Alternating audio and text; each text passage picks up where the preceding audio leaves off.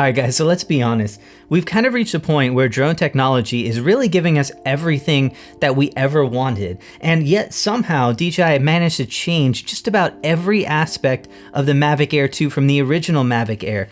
So let's kind of talk about this. I've owned pretty much every DJI drone on the market today for the last 4 years, and there isn't a whole lot of competition here. So I want to kind of talk about where this drone is, especially in light of the other drones that are on the market here, and why it has quickly become my favorite drone to take out. So when you first open the box of this, it really looks nothing like the previous Mavic Air. In fact, it looks like a baby version of the Mavic 2 Pro and really kind of fits the lineup here. But if you looked at that original Mavic Air, I really loved what DJI was doing with the design in that. And I know we don't buy a drone for looks, but it kind of felt like a step backwards just because that drone was so awesome looking and it really looked like something really fun to fly. So we're kind of back to this functionality over design aspect of it.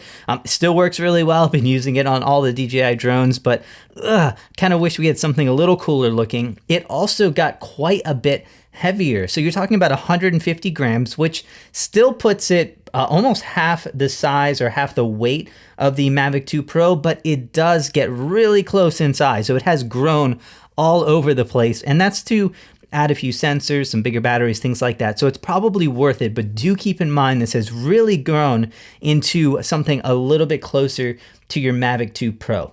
Also, we have a brand new remote control, and this has also grown quite a bit. So traditionally we were looking at controllers like this that you kind of flipped out like this and you put your phone into right here. Initially when I picked this up, it just felt huge and clunky. I will say after using it for a while, I definitely prefer the new phone mechanism for inserting your phone right into the top. It also does feel a bit more ergonomic, and I preferred it over time, but it is a lot larger, and there were a couple times I just wondered if it was really going to be worth it. Now, part of that extra size increase means that we do get much longer flight time, and that is huge. I actually really appreciate that, because if you're flying drones, you have to start bringing them back soon. And if you fly over the ocean a lot like I do, if the wind is going with you when you're going out, but against you when you're flying home, you will use up a tremendous amount of battery just bringing it back, and you don't want to have to land in the water. So it is really important to have a lot of battery power. So every extra minute means that I get 1 more minute to be actually recording, which is what I want to do in the air. So huge difference on that one. So thankfully they have still kept that 8 gigs of internal memory inside of this drone. And I say thankfully because I am the idiot that took this out for a first flight and completely forgot to bring an SD card with me so I could still fly and record because I had a 8 gigs internal. Damn it, Jerry. It does run out pretty quick, especially if you're shooting 4K 60, but at least it's there if you ever forget, need overflow memory, whatever the case may be. It is awesome to have. I think every product should have some internal storage. It just really helps a lot. Now, when it comes to actually flying these, I mean, DJI has been the pinnacle for a while, and this doesn't change at all. It is amazingly stable to fly. There's so many features built in. The communication is robust. Essentially, if this is a starter drone for you, if you're afraid of flying, this is the most stable drone on the market. I highly recommend it. You also have sensors on the front, back, and the bottom of the drone, which means that if you're flying towards an obstacle, the drone can detect it and move away from it. It works really well. Nothing on the sides or the top. So just kind of keep that in mind. If you're flying sideways, which I have, you can go into an object right there. Now, thankfully, they have actually upgraded the photo capabilities as well. So camera gets a big upgrade here.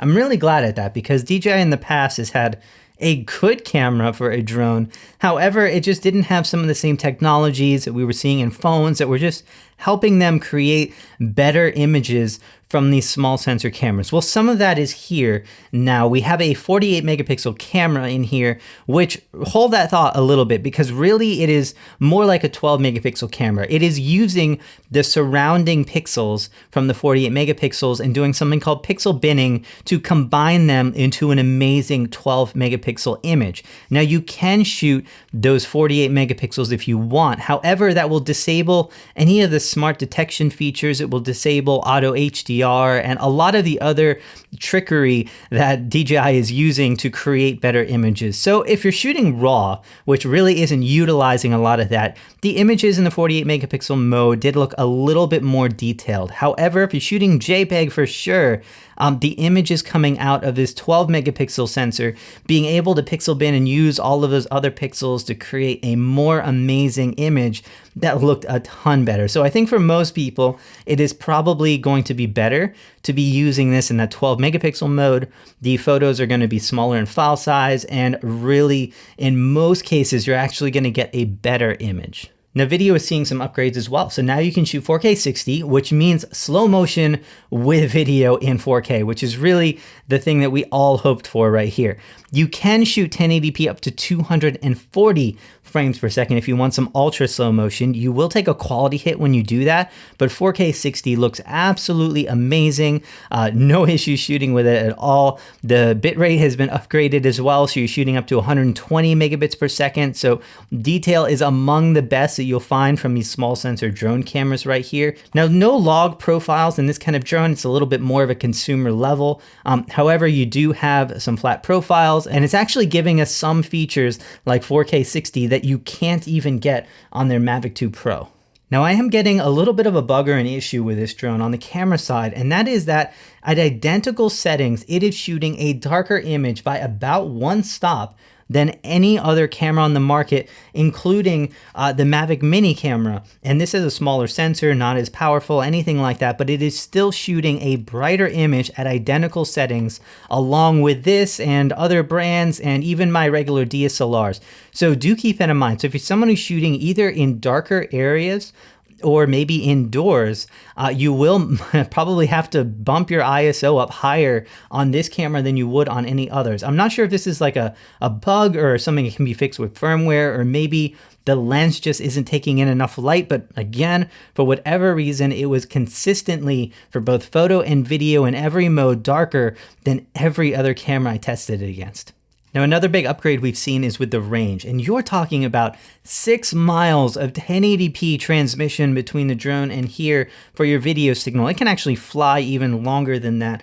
Also notice that they got rid of the antennae on this, so these were really annoying in these past models. So you no longer have to worry. I mean, I never knew which way to point these things. I guess it said keep them at 90 degrees from the drone like that, but I don't know. People have different opinions on that. I'm glad they're gone.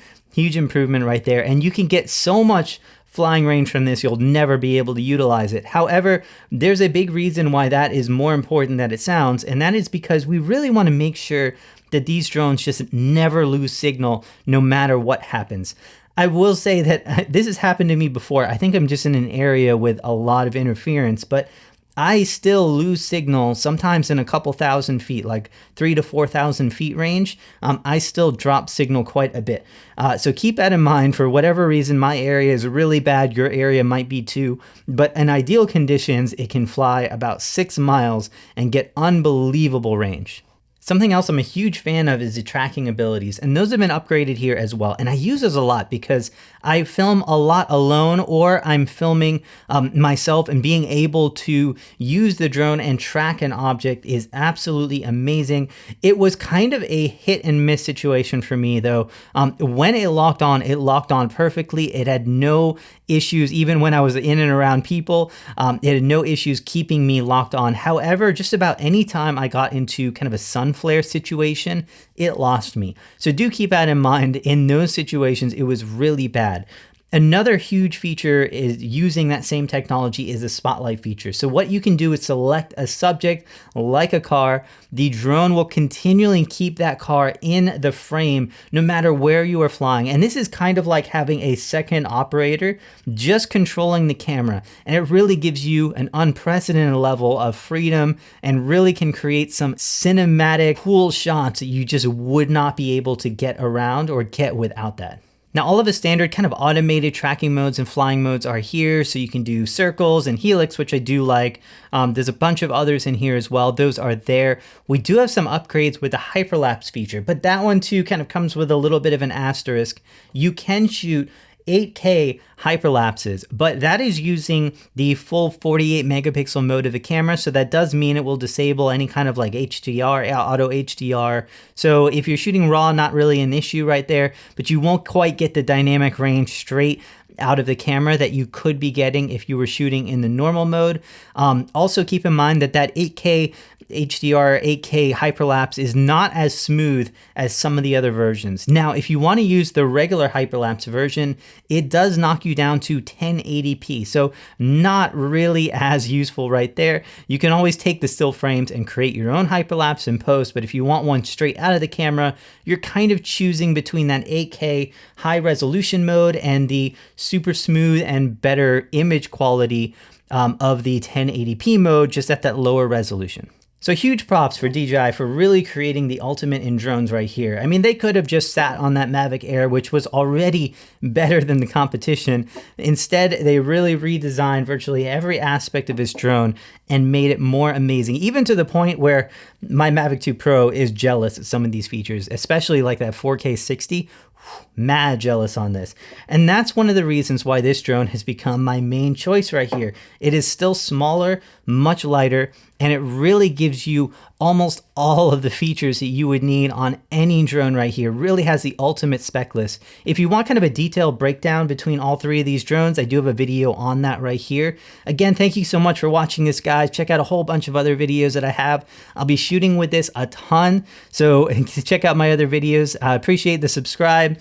Hang out with me in the comments below. Say hi on Instagram or anything like that, and I'll see you soon in a new video.